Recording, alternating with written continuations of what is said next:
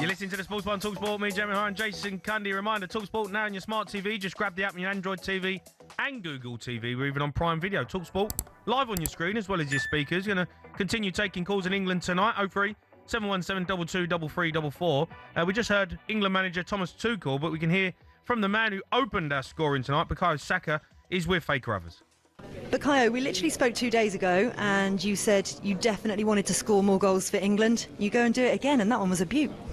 Yeah, another beautiful goal in the same end at Wembley. So, yeah, I'm really happy with that strike today and with the win as well. Does it rival the Ukraine one that you said was your best? No. You hit it so sweetly, though. Talk me through it from your peripheral vision. Yeah, it got deflected after Nico took a shot, and it just set up so nicely for me. As I said, I'm going to hit this far post. And yeah, when it left my foot, I knew it was going in. It was a really clean strike. So yeah, beautiful goal. What was going on? We thought you might be injured at one point. Was there a problem with your boots or something else? No, I needed to change my boots. That was it. I wasn't injured or anything, no. We saw you do the rotation moment and feared the worst, but you've just got through 90 minutes, which is fantastic. How did you feel out there? Yeah, it's another 90 minutes in the legs, and yeah, it's good for me. And I felt good out there. Towards the end, it opened up. If I had a bit more energy, maybe I could have got another one. But, like I said, we're happy with the result. 2-0, another win, and yeah, still building the momentum, so happy. It was really fascinating when the 4 changes were made and there was a new injection of energy on the pitch. How did that feel, and that dynamic that we've not seen before? Yeah, I think the subs that came on today did really well. Obviously, Ebbs got the goal, Phil set it up. Jude and Hendo ran the midfield really well, so they definitely gave us that extra energy, and yeah, helped us get the second goal, so we're happy with them. Excellent. Well played tonight. See you in Albania. See you there. Thank you. Yeah, Bukayo Saka there with Faker Ruthers. Let's go to Michael. He's Arsenal fan. All right, Mike? Mikey? I was trying to watch my TV. All of a sudden, I see Jamie O'Hara and people talking about Eberechi Eze and not being qualified enough to play the World Cup. I mean, do you really think he shouldn't make it to the team? No, I said if I was picking the team tomorrow, I think Anthony Gordon and Rashford would probably be in front of him. I'm not saying he can't make it. After tonight's performance, he stakes his claim to get in there, isn't he? No, my point is, Eberechi Eze creates a lot of opportunities up front, and he creates a lot of problems for oppositions, to stabilize. So you shouldn't say something like that, knowing that he's a huge plus, he's a weapon. You can use him. I'd love to use him. I'm not saying I don't want to use him, but if you're going to pick a squad tomorrow, based on this was before the game, I'm guessing you're talking about when I was on Sky earlier. If you're talking about Eze before tonight's performance, Anthony Gordon doesn't play. If I was going to pick a team in terms of what I think Thomas Tuchel's structure is in terms of pace on the wings, getting in behind, probably Anthony Gordon and Rashford are in front of Eze. Eze's scored tonight and he's come on and done a job. So he can stake his claim to getting the side. I'm not saying you wouldn't take him. I'd love Eze to be at top form and performing for England and getting there. But I don't know. Someone's going to miss out. Someone's missing out. You can't take them all. The thing is, I understand the generational hate you have against the Arsenal team. I understand that. But remember, Arsenal won it for you tonight. Remember that. Sorry, Michael. I don't know what you're on about. Michael. I'm with you. Michael. Michael. Jamie sounds ridiculous when he makes certain statements. Michael. What are you on about Arsenal? Why have you got? See, this is why people cringe at Arsenal, right?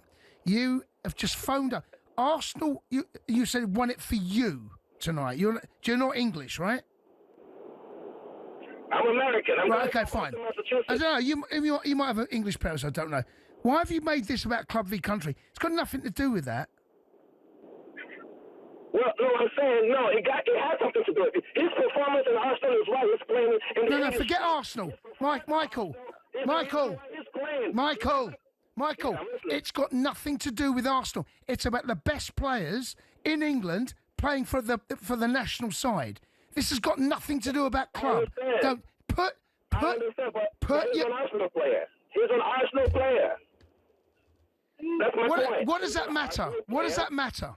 Sorry, you're going to have to explain this to me. Why you phoned up, right? You've been, there are Arsenal fans listening to this cringing now because you are cringe FC. You do cringe. This is what you're all about. What's this got to do about beating Serbia? Because 2 Arsenal players scored. It's not about that. No. Why are you bringing that into it? Jamie O'Hara doesn't believe in his heart that Eberechi Eze tomorrow should be on the team. Well, that's an opinion. Okay. Who do you think shouldn't be in the squad? No, it doesn't matter who I think. I'm saying. No, exactly that. Then why are you making it? Honestly, put your club bias away, Michael. Now listen, go and support America. Go and support America, mate. Honestly, go and get your stars and stripes out. No, seriously, that's got nothing to do with. You and I sit. We want the best for our country, and if it means the Spurs, Arsenal, Liverpool, Man City plays, and if any Chelsea player win the World Cup, I'm all for it. Absolutely. Honestly, Michael, you're just again. That Arsenal fans listening to that game. We've got another Arsenal fan. Chris has phoned us up. Right, Chris? Hopefully Chris is going to be more balanced. Hello, gents. You all right? All right, Chris. How are you? Go on. Yeah, not too bad, lads. Can I just ask you, Chris, that last call about make it about Arsenal? I don't know what you think, Ryan. I mean, we're all together, aren't we, when it comes to this, aren't we? Aren't we? Oh, 100%. Best players have to play. Best system has to start. It's about the team, isn't it? We watched enough of failure over the last 50-odd years to, we're doing all right at the moment. It's just keep it about country, not club. Yeah. My point being, only because you said something then, Jamie, go on, about after what you've seen from Eze this season, you wouldn't necessarily have him in the England squad. For now, if I was picking it tomorrow, but this was before tonight's performance, remember? Yeah, and I get that. He's come to the Arsenal and he's had a bit of a, I'll say slow start. We're top of the league and he's playing and we're winning games of football. So but the last 2 years, I think the credit he's built up for Palace, won in the FA Cup, won in the Community Shield, gone to Europe for the first time. He's come to the Arsenal. Obviously, he's not the main man like he's used to. No. But that's my point. No, it's just maybe I'm missing something. I think Rashford's had a great start at Barcelona and fair play to him. So he's definitely got a very good chance of starting in the World Cup. Mm-hmm. I'm still a bit confused on this Anthony Gordon thing. Well, the reason, but Anthony Gordon, Thomas Tuchel likes Anthony Gordon because he's direct, right, Chris? And the reason I say that Eze's position is potentially under threat, because he can't take everyone, right? Someone's going to miss out. He's already said that. He can't take 5 number 10s. Eze, for me... He's not going to take Foden. Well, yeah, I know, but you look at Foden's performances this season, he's performed better than Eze, hasn't he? Foden has been in top form.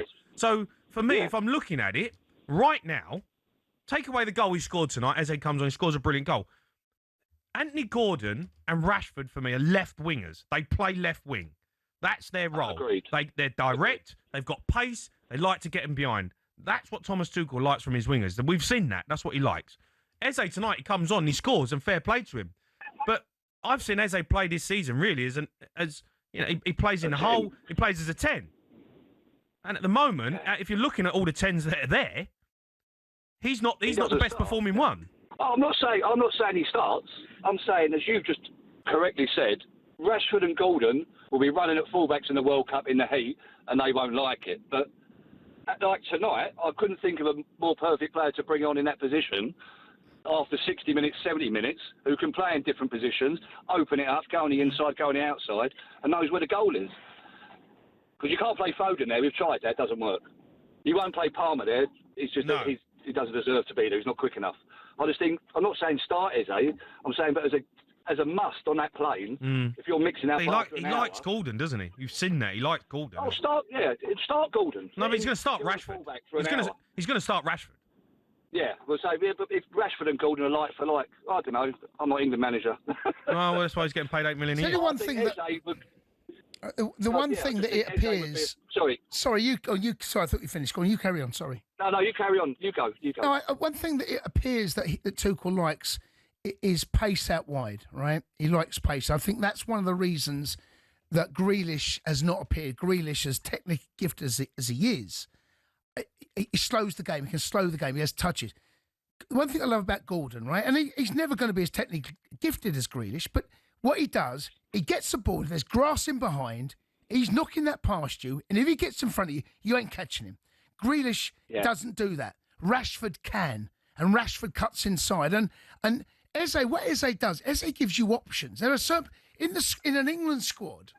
Versatility is absolutely crucial, because when you pick a squad of what is it, 26, right? 26? I think it's 26. Right. Right. You need certain players that are going to be able to adapt and play in certain positions at certain times through injury, suspension.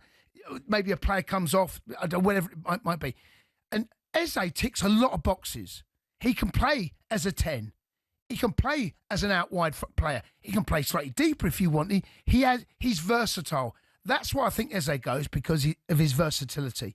But for me, I agree with Jay.